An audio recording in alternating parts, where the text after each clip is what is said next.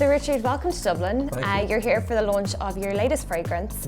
But I suppose people know you best for your acting, and what inspired you to get into the world of fragrance? When I was 11 3/4, I fell in love or had a big crush on somebody, and I couldn't afford with my pocket money to buy her perfume.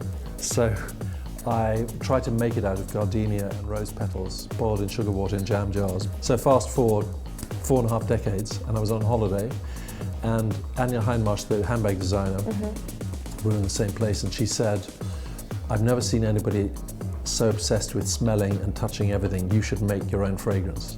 So one thing and another, I ended up making a scent with all my favorite ingredients, which is lime, marijuana, mandarin, oud, vetiver, musk, all these citrusy, peppery notes. So why did you decide to go for unisex rather than... Because I grew up in the 70s, and it was a time of real big social change, and everything was branded unisex. So the idea that something had to be masculine or feminine seemed so old-fashioned, and still seems old-fashioned to me. So I wanted to create something that could be for either sex, because when you smell something, I didn't immediately think, well, this is more masculine or feminine. It's just you either think it's lickably sexy and fabulous or you don't.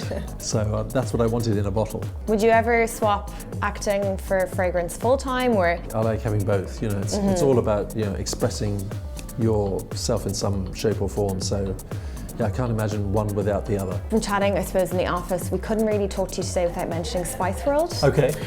Would have been a fave of mine, definitely. Right. Did you get any tips from Victoria or David about launching a fragrance? You know, they have their own collections. But at that time, they weren't together. Okay. And they were so enthusiastic when I worked with them in 1997, and surprised by their own global fame, that I think they considered themselves incredibly lucky and fortunate. And the thrill that my 8-year-old daughter at the time had of my working with them, and her being able to bring her friends to the set and meet all of them, I'd say, is something that they've never forgotten. So, definitely. You know, it's great. Okay, well listen, thanks so much for talking to us. Thank you very much.